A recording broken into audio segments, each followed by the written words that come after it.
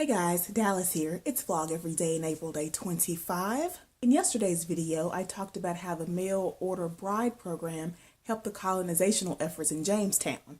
Today, I will tell you how that program affected New France. Like in Jamestown, there was a very big gender population disparity in New France.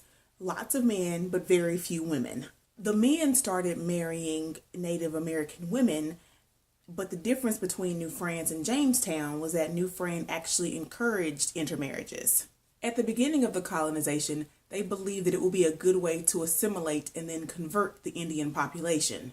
But this doesn't work because the colonists start to think that the Indian culture is great, and that's not what the government wants, so they eventually scratch that original idea very quickly.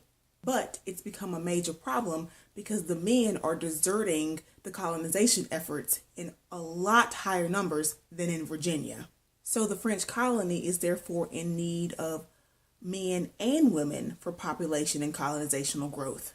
However, France is more reluctant than England to send citizens over because it feels like it needs its people. Instead, they decide to send over fewer women, but who are of more high quality.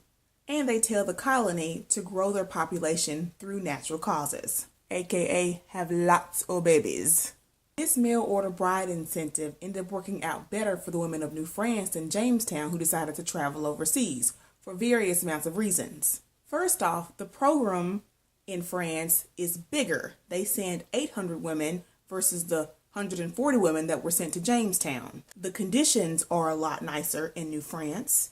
And they are also offered the usual dowries, free passage, choice of men, but also their freedoms are much better in New France than back at home. The women are treated better, they have freedom from social structures, stereotypes, and they can even remarry quicker than back in France. Religious women are treated a lot better. Back in France, this is during when the Counter-Reformation was happening and women were being burned at the stake as witches, and the new colony provided refuge from that. There were also marital contracts to lessen the risk of marrying a stranger. Women were allowed to keep the dowries if the couple happened to separate. Some were even contracted to have a percentage of the properties that were owned. And due to the amount of options the women had, they had all of the bargaining power. Because the conditions were nicer, most of these women survived, and their impact is staggering.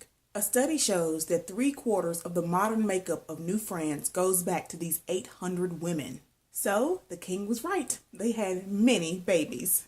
All of this was an overall success, but tomorrow I'll be back with the last part of this Amazon Prime Bride series and tell you about the disastrous results that happened in colonial Louisiana. I'll see you guys tomorrow. Bye.